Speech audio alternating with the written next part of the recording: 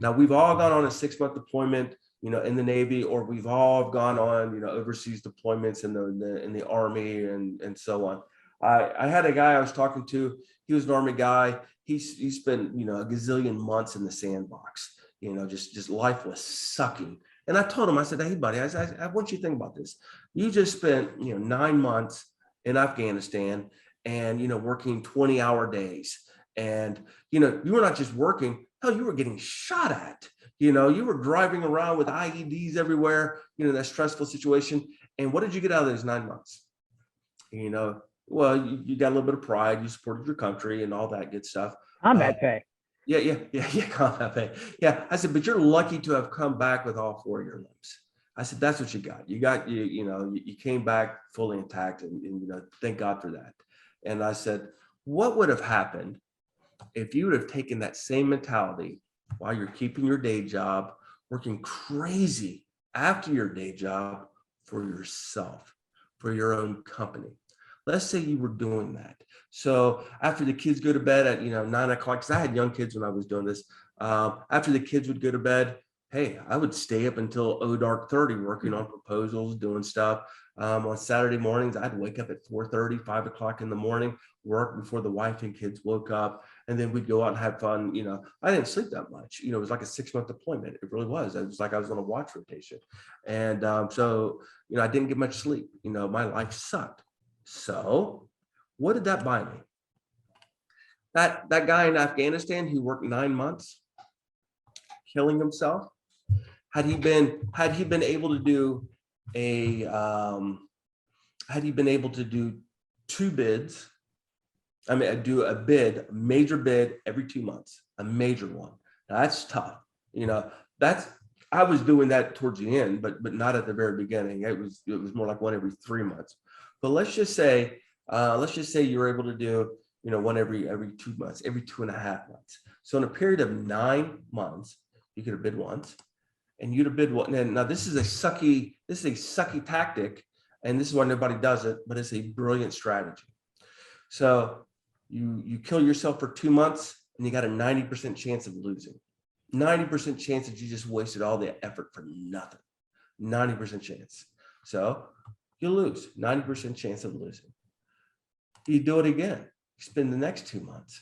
Well, now you have a 19% chance of becoming a multimillionaire, because you only need to win one of these massive ones to change your life forever. This is a generational change for your life. So you bid twice, 4 months, life sucking, 4 months, 2 bids, you got a 19% chance of becoming a multimillionaire.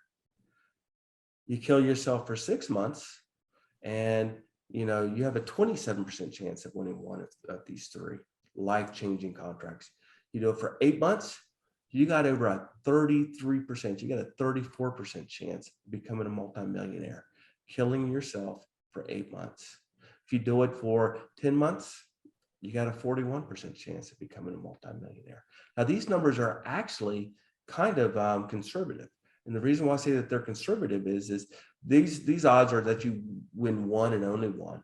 If you do this for 2 or 3 years and you've got 15 bids, you have a 79% chance of winning exactly once, but you actually have a probability of winning 2 of those, 3 of those.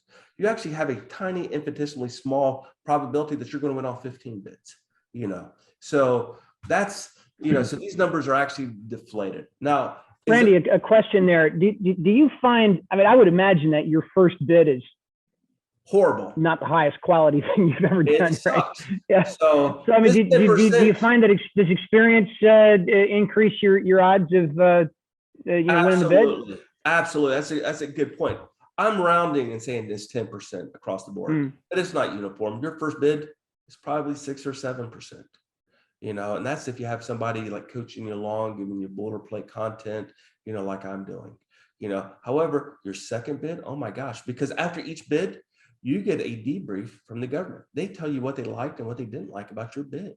So every single thing that they liked, guess what? You keep that and you're reusing it. The stuff that they didn't like, guess what? You get a chance to edit it. Is that debrief?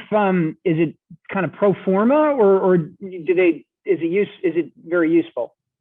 Oh, it's good. Well, here's the deal: that the government is so politically correct, and it's such a everybody litigious gets a gold society. star. Yeah, that they're very cautious. They don't share too much. They won't really say that, Jason, this right here really sucked because you didn't include X, Y, Z. They won't do it that way. What they'll do is it'll be more of a positive. We really like this section. And then they said, well, we didn't really have much confidence in this section. So now you're thinking, no confidence. I need proof points. I didn't have any proof points. I didn't demonstrate my level of understanding. So sometimes you got to extrapolate a little bit from the information that they give you. So, so this right here is kind of what I coach people to do.